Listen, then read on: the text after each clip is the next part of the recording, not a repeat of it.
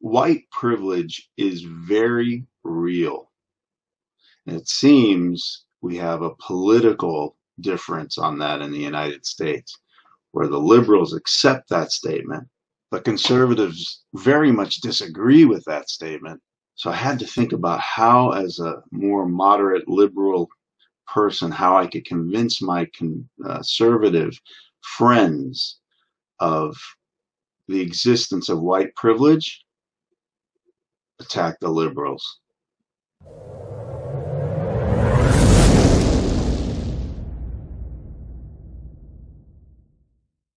I started thinking about my own life experiences.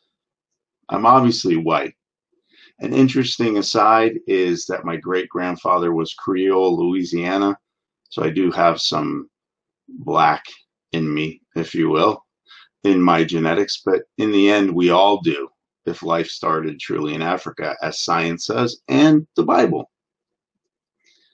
But when I look back on my own experience, in the late 1970s, I was in elementary school, and we were introduced to this new thing called the magnet school. Certainly by well-intentioned liberals with the idea, at least in Los Angeles, and I think the whole idea of the magnet schools was prefaced on this, of bringing in black kids by bus into more white schools. What was the end of result of that? It was good intentions that led to young children, white children like me, who see young black children, not like me, coming in from another area of town into our area, having the same education. The idea being that the white school was better than the black school. These kids were coming in from South Los Angeles and those areas like Compton, well-known areas.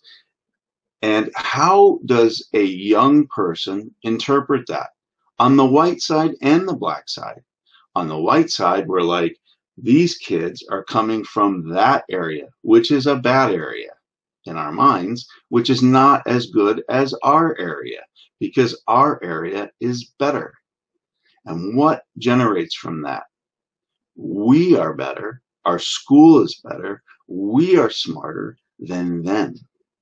And they have to come to us in order to get smarter. That is privilege. And in our minds, that continues beyond, even if it's not something directly prejudicial. It is something in the back of our minds created in the subconscious that says that their side is not as good as ours. That is white privilege. My parents never said, I think it'd be a great idea for my kid to get bused to South Los Angeles to go to their school. The kids see a difference. And not only on the white side, how does the black kid feel when they have to be bused, getting up at 5:30 in the morning in order to get to a school by 8 o'clock, when the white kid in that area, me, was able to get up at 7:45 to make it at 8 o'clock. 15 minutes versus 2.5 hours. So right off the top of the bat, those kids are sleepy, they're tired, they don't have time to maybe do last minute homework in the morning with parent assistance. White privilege caused by the liberals. Does that make you feel a little bit better? Part two, affirmative action.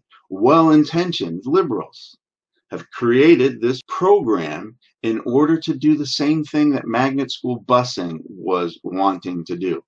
Good intentioned, diversity, wanting diversity, but creating an environment where the black kids, even if it's not in their heads directly, subconsciously, we are less than, because we have been given an opportunity with lower scores to beat out white kids with higher scores.